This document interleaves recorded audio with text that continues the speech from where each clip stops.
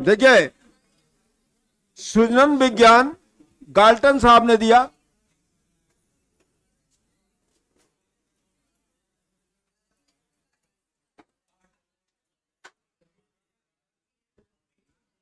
Galton ने एक पुस्तक लिखा था। कौन सी पुस्तक लिखा था मैडम?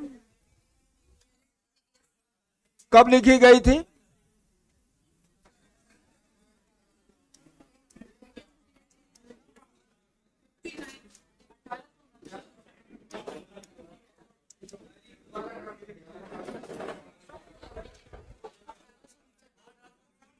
ये पुस्तक कब लिखी गई?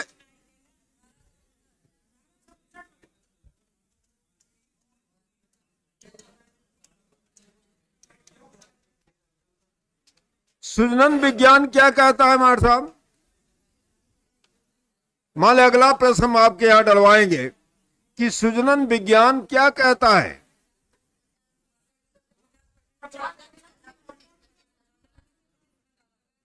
दादा दादी नाना नानी से गुण प्राप्त करते हैं, यही मैंने कहा था।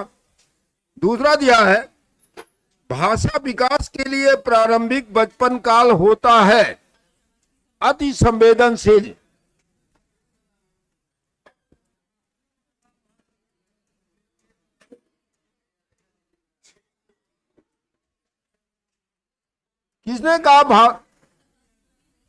किसने कहा कि भाषा विकास? शांत रही थोड़ा भाई, अब बोलते बहुत है।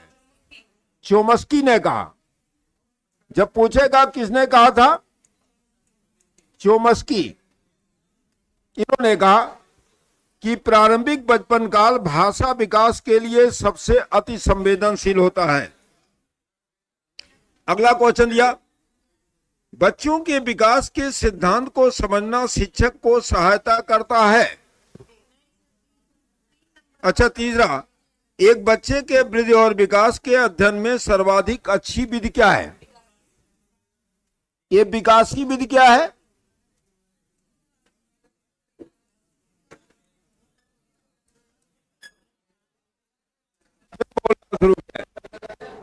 मर्दा बताइए। अच्छा सांद्रा, ये विकासी विधि क्या होता है? आप ही बोल रहे हैं। हाँ, नहीं, क्वेश्चन क्या, इसका आंसर है विकासी विधि। इससे आशय क्या है? आंसर तो आपको पता है।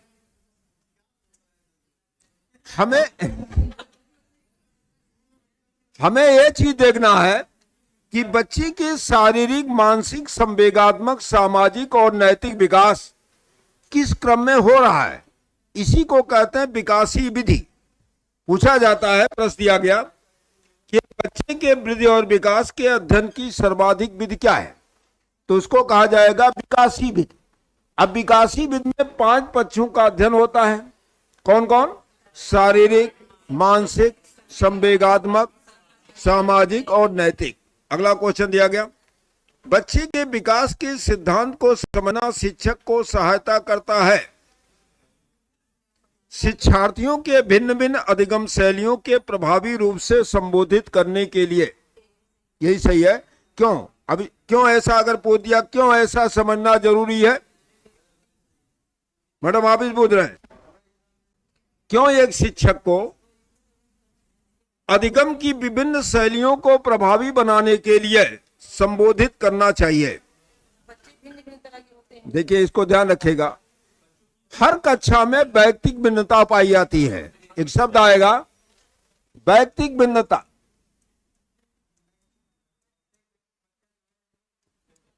वैयक्तिक भिन्नता क्या है?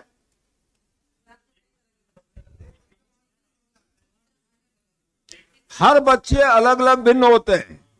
कोई बौद्धिक रूप से ज्यादा उसकी उपलब्ध है, किसी की रुचि उस विषय में ज्यादा है, किसी की अब क्षमता ज्यादा है, किसी की रुचि ज्यादा है। तो ये जो है, इसको कहा जाता है वैयक्तिक भिन्नता। अगला क्वेश्चन दिया गया, निम्नलिखित में से कौन सा विकास का सिद्धांत है? तो पहला दिया गया, विकास निरंतर चलने वाली प्रक्रिया है। यह सबसे बड़ा सिद्धांत है कि विकास निरंतर चलने वाली प्रक्रिया है। दूसरा दिया गया, विकास की सभी प्रक्रियाएं अंतः संबंधित नहीं हैं, होती हैं एक दूसरे से। शारीरिक विकास, मानसिक विकास एक दूसरे से संबंधित है। तीसरा दिया सभी की विकास दर समान होती है, नहीं, हर बच्चे में विकास की दर भिन्न भिन्न होती है। चौथा दिया विकास हमेशा रेखीय होता है, नहीं, विकास हमेशा वर्तुलाकार होगा। समझ गए बात। अगला क्वेश्चन है, इस अवस्था में बालकों के नई खोज करने की ओर घूमने की प्रवृत्ति अधिक बढ़ जाती है, इसको कहते हैं बाल्यावस्था में, ध्यान रखिएगा। अगला क्वेश्चन दिया, विकास का मनोसामाजिक सिद्धांत का प्रतिपादन किसने किया था? वो दिया था इरिक्सन ने दिया। मनोसामाजिक सिद्धांत के जन्मदाता हैं इरिक्सन। लेकिन आज पूछ दे कि विकास में सामाजिक सांस्कृतिक सिद्धांत किसने दिया? वो हो जाएंगे लेव वायगस्की। अगर जहां देखे सामाजिक और सांस्कृतिक शब्द लिख दिया, कल्चरल बात किया, तो वहां हो जाएगा लेव वायगस्की। समझ गए। जहां अगर संस्कृति शब्द जुड़ा, सामाजिक शब्द जुड़ा, तो वहां देखिए, ध्यान रखिएगा, वहां हो जाएंगे लेव वायगस्की। लेव वायगस्की किस देश के हैं? रूस के हैं। वायगस्की साहब रूस के हैं, ध्यान रखिएगा। अगला क्वेश्चन, विकास की किस अवस्था में बुद्धि का अधिकतम विकास होता है? देखिए, होना ही चाहिए था क्वेश्चन कि बुद्धि का विकास पूर्ण हो जाता है, लेकिन देखिए क्वेश्चन का आंसर यही होगा, किशोरावस्था ही होगा। बस ये है कि इसमें लिखा गया, देखिए सुन लीजिए बाल्यावस्था। विकास की किस अवस्था में बुद्धि का अधिकतम विकास होता है? किशोरावस्था। क्योंकि देखिए यहां बुद्धि का विकास 16 वर्ष की आयु तक पूर्ण हो जाता है, पूर्ण हो जाएगा बौद्धिक लब्धि। अरे भैया, यही क्वेश्चन आपका सीटेट में पूछा है, और सीटेट पूछा है तो आंसर उसने किशोरावस्था माना है, तो जो मान रहा वही आप भी मानिए, आप उसमें दिमाग मत लगाइए। हाँ, होना ही चाहिए। अगला क्वेश्चन है, निम्न 80% बुद्धि का विकास बाल्यावस्था तक होता है। अगला क्वेश्चन है, निम्नलिखित में से कौन सा मानसिक वृद्धि और विकास में महत्वपूर्ण भूमिका निभाता है? नहीं, सीखना ही होगा, अधिगम ही होगा, परिपक्वन नहीं होगा। परिपक्वन क्या करता है? अनुभव को बढ़ाता है। सर्वाधिक उपयुक्त जीवित रहता है, इसी को सर्वाइवल ऑफ फिटेस्ट कहते हैं। हाँ, डार्विन। जैसे देखिए, जब पूछेगा सर्वाधिक उपयुक्त जीवित रहता है, इसी को सिद्धांत को कहते हैं सर्वाइवल ऑफ फिटेस्ट, उत्तरजीविता का सिद्धांत। ये डार्विन ने दिया है। अगला क्वेश्चन दिया, देखिए जैसे कहा इन्होंने, निम्नलिखित में से कौन सा मानसिक वृद्धि और विकास में महत्वपूर्ण भूमिका निभाता है?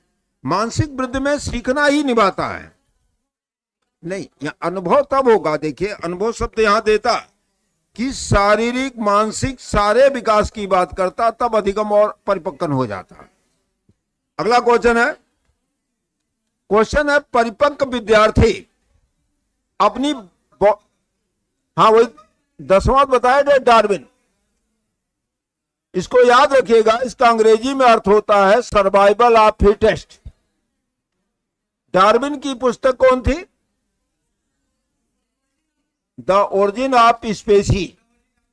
हाँ, अगला क्वेश्चन दिया, परिपक्व विद्यार्थी पहला दे रहा, अपनी बौद्धिकता के साथ सभी प्रकार के द्वंद्वों का समाधान कर लेते हैं। ये द्वंद्व मतलब क्या होता है?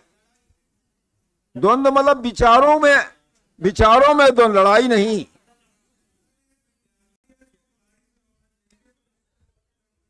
देखिए ये आपकी सोच है। जैसे पूछा है परिपक्व विद्यार्थी अपने विचारों को, द्वंद्वों को समाधान करेगा। हाँ, मानव, अच्छा शांत रहिए, आप उसका आंसर चेक कर लीजिएगा, आपको समझ में आ जाए। अगला क्वेश्चन है, हाँ, ये मानव विकास की युवा अवस्था जिसको सुनहरी अवस्था कहा जाता, गोल्डन पीरियड, गोल्डन पीरियड। देखिए, अगर देखिए अगली बार दे दिया कि गोल्डन पीरियड किसको कहा जाता, बाल्यावस्था को ही गोल्डन पीरियड कहा जाता है। स्व केंद्रित अवस्था होती है, यह होगी 0 से 2 वर्ष। इसको कहा जाते हैं हाँ नहीं, गंदी अवस्था इसको तो कहते हैं। स्व केंद्रित मतलब अपने में लीन रहना, इसी को कहते हैं नासिज्म की अवस्था। कल इसे बात बताए थे, इसी को नासिज्म कहते हैं, नासिज्म। अगला क्वेश्चन है, शैशवावस्था में बच्चों का क्रियाकलाप मुख्य रूप से होता है, मूल प्रवृत्ति पर आधारित होगा। पूछा विकास कहां से शुरू होता है। अब देखिए आंसर बदल दिया है बस, प्रसव पूर्ण अवस्था से। प्रसव पूर्ण मतलब गर्भावस्था में जब आता है बच्चा, तभी से वहीं से विकास शुरू हो जाता है। अब यहां गर्भावस्था शब्द नहीं लिखा गया, प्रसव पूर्व यानी बच्चा पैदा होने से पहले गर्भावस्था, उसको कहते हैं गर्भावस्था। अगला क्वेश्चन है, बच्चे के विकास में सिरस सिद्धांत के अनुसार निम्न में से क्या सत्य है। विकास हमेशा सिर से पैर की तरफ होता है, इसी को सिरस सिद्धांत कहा जाता है, ध्यान रखिएगा, लिखे भी आप हैं। हाँ, विकास में वृद्धि के तात्पर्य क्या है। आकार, सोच, समझ, कौशल की वृद्धि, इसको कहते हैं वृद्धि। किस मनोवैज्ञानिक के अनुसार विकास एक सतत और धीमी चलने वाली प्रक्रिया है।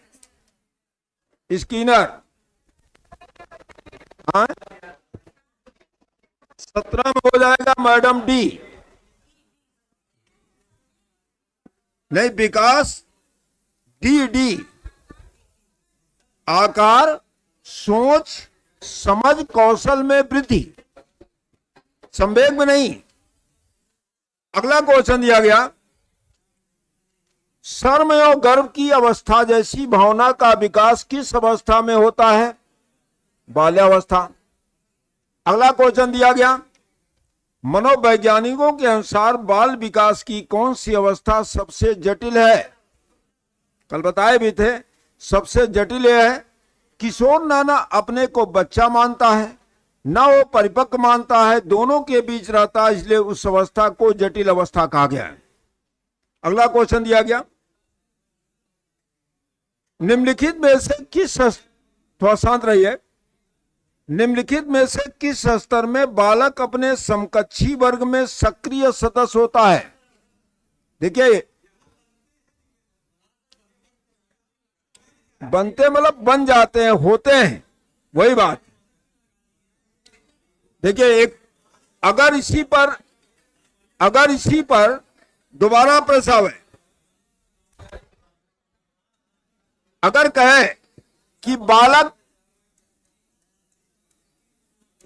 किस अवस्था में समूह का सदस्य हो जाता है,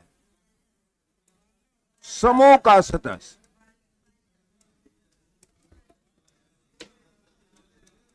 तो याद रखिएगा इसमें बाल्यावस्था नहीं हो जाएगा, उत्तर बाल्यावस्था हो जाएगा।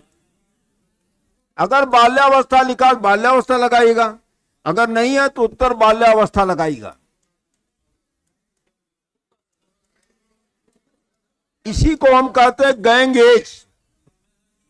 अगर लिख दिया गैंग एज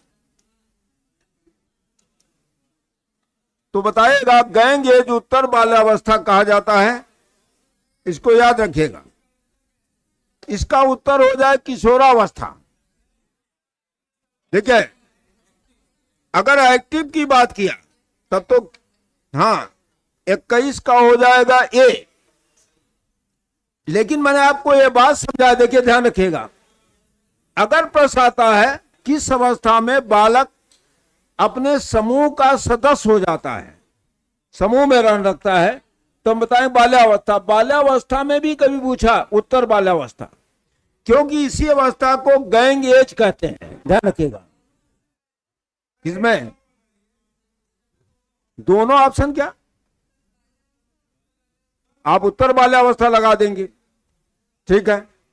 अगला क्वेश्चन है, विकास का अर्थ क्या है? परिवर्तनों की उत्तरोत्तर श्रृंखला, अभिप्रेरणा के फलस्वरूप होने वाले परिवर्तनों की श्रृंखला, अप्रेरणा एवं अनुभव के फलस्वरूप होने वाले परिवर्तन की उत्तरोत्तर श्रृंखला, परिपक्वता एवं अनुभव के साथ फलस्वरूप होने वाले परिवर्तनों की श्रृंखला। इसका डी सही होगा। परिपक्वता एवं अनुभव के साथ विकास का अर्थ होता है परिपक्वता एवं अनुभव के साथ फलस्वरूप परिवर्तन होने की श्रृंखला कहलाती है। अगला क्वेश्चन दिया गया, निचली कक्षाओं में, मतलब छोटी कक्षाओं में, देखिए यहां जो प्रश्न दिया है निचली कक्षाओं में, हाँ देखिए टैली नहीं करना है, देखिए सुन लीजिए, अब यहां दे रहा निम्नलिखित में से मानसिक वृद्धि और विकास महत्वपूर्ण भूमिका निभाता है, तो यहां हो जाएगा अधिगम। यहां जो आप कह रही हैं निचली कक्षाओं में, मतलब छोटे बच्चों की यहां बात कर रहा है, नहीं यहां निचली कक्षाओं में 22 क्वेश्चन दे रहा है। अच्छा सॉरी, विकास का अर्थ क्या है? नहीं, परिपक्वता एवं अनुभव के फलस्वरूप होने वाले परिवर्तनों की श्रृंखला। श्रृंखला मतलब होता है एक विकास, इसका यही होगा, आप देख लीजिएगा। नहीं, यहां इसका उत्तर डी होगा। अगला क्वेश्चन है, इसका डी होगा। 22 का डी होगा। अगला क्वेश्चन दिया गया, निचली कक्षाओं, निचली मतलब छोटी कक्षाओं में शिक्षण में खेल पद्धति मूल रूप से आधारित है। खेल मतलब जैसे किंडरगार्टन पद्धति है, नाम सुना होगा आपने, किंडरगार्टन। मॉन्टेसरी पद्धति है, इसकी बात कर रहा है। जो पद्धति शिक्षण के लिए प्रयोग की जाती है, पूछ रहा है किस पर आधारित है? विकास और अभिवृद्धि पर आधारित है। अभिवृद्धि मतलब शारीरिक वृद्धि की बात कर रहा है, इस पर आधारित है। दूसरा दे रहा शिक्षण के समाजशास्त्री सिद्धांत पे है, नहीं। शारीरिक शिक्षा के कार्यक्रम पे नहीं, शिक्षण पद्धति के सिद्धांत पे, तो इसका पहला ही आंसर होगा। फिर दे रहा वंशानुक्रम के संदर्भ में गलत कथन पर निम्न कौन सा है? वंशानुक्रम लिंग को नहीं निर्धारित करता, याद रखिएगा। वंशानुक्रम में लिंग का निर्धारण नहीं होगा कि लड़का होगा या लड़की, और सभी इसमें सही है। शारीरिक संगठन में महत्वपूर्ण भूमिका निभाता है, ठीक है। जुड़वा बच्चों के जन्म में योगदान देता है, भी है। रुचि अभिरुचि, पसंद नापसंद, मस्तिष्क में भावनाएं समावित होती है, भी सही है। इसका पहला गलत है। देखिए सबसे कठिन क्वेश्चन जो है इसमें, जो आप लोग लगा नहीं पाए होंगे या लगाए होंगे, अनुवांशिकता एक सामाजिक संरचना है। प्राथमिक है, द्वितीयक है, गतिक है, अस्थायिक है। देखिए अस्थायिक को का मतलब होता है स्थिर। अगर मान ले कभी आ जाए, अनुवांशिकता क्या है? स्थायिक या स्थिर एक जो है प्रक्रिया है, ध्यान रखिएगा, सामाजिक प्रक्रिया है। अगर अगली बार पूछे, अगर यही प्रश्न आए कभी कि अनुवांशिकता एक सामाजिक संरचना मानी जाती है, क्यों? यह एक स्थिर या स्थायी संरचना के रूप में इसको माना जाता है, ध्यान रखिएगा। अगला क्वेश्चन दिया गया, निम्न में से वंशानुक्रम का क्या नियम नहीं है?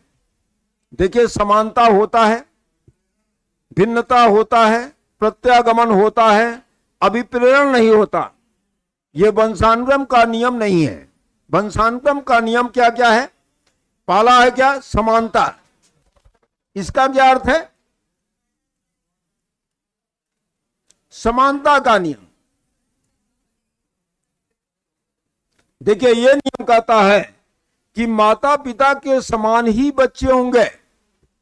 दूसरा है भिन्नता का नियम। भिन्नता का नियम कहता है कि माता पिता के समान बच्चे नहीं भी होंगे। तीसरा है प्रत्यागमन का नियम। ये क्या कहता है?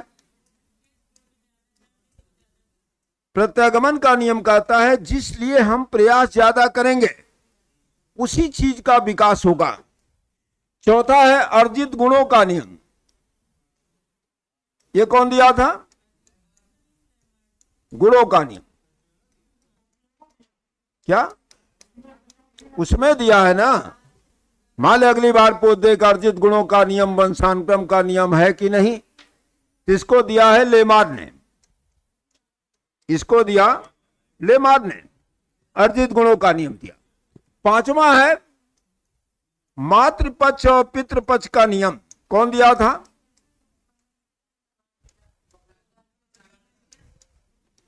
पितृपक्ष का नियम कौन दिया है? नहीं दिया। गाल्टन कहां दिया है? इसको दिया ग्रेगरी जॉन मेंडल ने। अरे वही अनुवांशिकता का नियम जो होता है इसी कहते हैं मातृ और पितृ पक्ष का नियम मेंडल ने दिया। इसी को वंशानुक्रम का भी नियम कहते हैं, मातृ और पितृ पक्ष का नियम भी कहते हैं, जिसको दिया था ग्रेगरी जॉन मेंडल ने, जिसे वंशानुक्रम का पिता कहा जाता है। वो बीजमैन ने दिया है। नहीं नहीं, वो अलग से है नियम। ये देखिए, जब पूछेगा मातृ और पितृ पक्ष का नियम, बीज कोष का नियम बीजमैन ने दिया है। तो देखिए यहां हो गया, ये तीन तो है इसमें, चौथा नहीं है, बताए थे। अगला क्वेश्चन था मानव व्यक्तित्व का परिणाम है, देखिए, अनुवांशिकता और वातावरण का अंतःक्रिया। अगला क्वेश्चन जैसे दिया इन्होंने, बालक में शरीर का विकास किया जा सकता है कैसे? इच्छा शक्ति के द्वारा, बर्ताव और व्यवहार के द्वारा। ठीक है, आप बच्चे से अच्छा व्यवहार भी करेंगे तो उसका नैतिकता का विकास होगा। तीसरा कहा गया नैतिकता के द्वारा। चौथा गया इनमें सभी इसके द्वारा। फिर दिया क्या 27 में हो जाएगा सी, अनुवांशिकता और वातावरण का अंतःक्रिया होगा। 28 में हो जाएगा डी, सभी हो जाएंगे। मानसिक विकास को प्रभावित करने वाला कारक सब होगा, परिवार भी होगा, परिवार का वातावरण भी होगा, वंशानुक्रम भी होगा। अगला क्वेश्चन दिया गया जो अंतिम, माता पिता से वंशजों में स्थानांतरित होने वाले लक्षणों को क्या कहा जाता है? अनुवांशिकता।